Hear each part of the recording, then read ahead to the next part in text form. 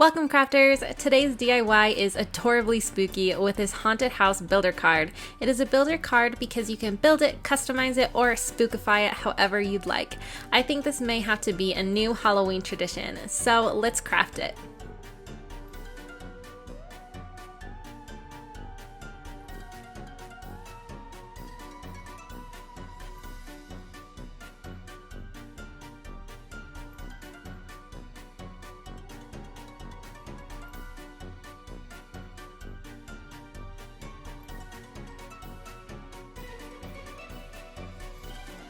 First, upload the Halloween Builder card file into Design Space. You can also upload the ghost and bat shape files too, all of which is available on my website, linked down below.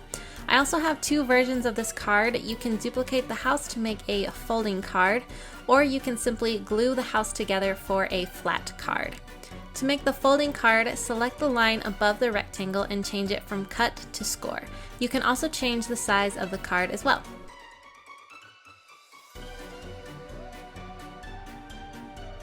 After you change that line to a score line, make sure to attach the score line and the actual card and attach them together.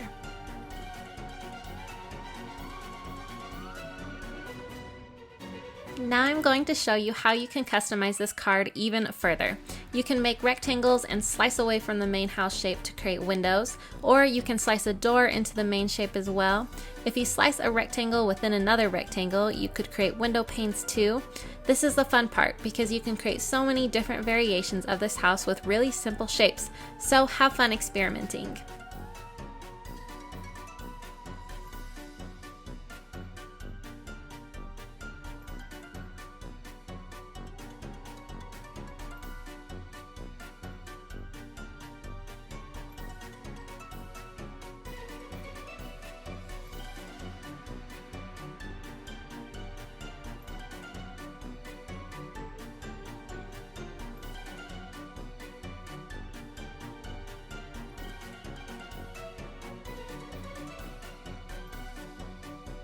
Next, you can create a pumpkin shape. Simply use the circle shape, skew it so it is an oval, and then duplicate it a few times.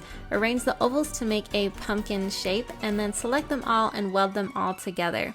To create a stem, you can use an oval or create a rounded top with an oval and rectangle welded together. Then place that stem on top of that pumpkin shape you made and weld them all together.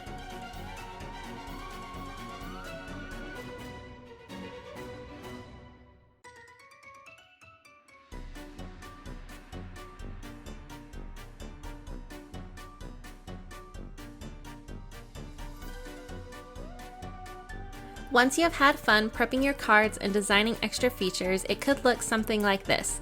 This is just me having fun adding ghosts, boarded windows, and bats. Totally have fun with customizing it. I think it would be perfect to cut out extra shapes and make a fun variety of cards while watching a Halloween movie.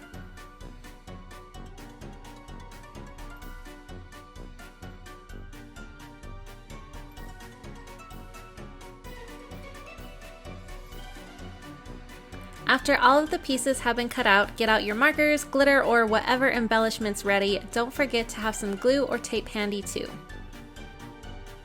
Here I'm just showing an example of using a Tombow marker to add some fun shading and a little bit of detail to the roof. I like using a light gray marker with the 00 Tombow for blending.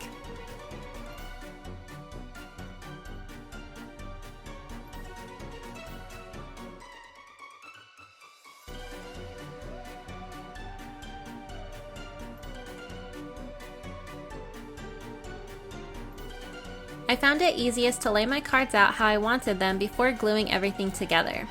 And here's a nice close-up of what some extra shading detail can do to some simple cardstock.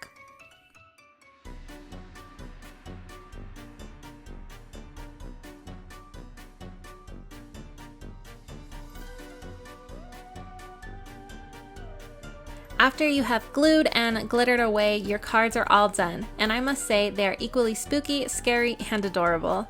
I also decided to glue on a little bit of a cotton ball to mimic cobwebs on the corners of the card.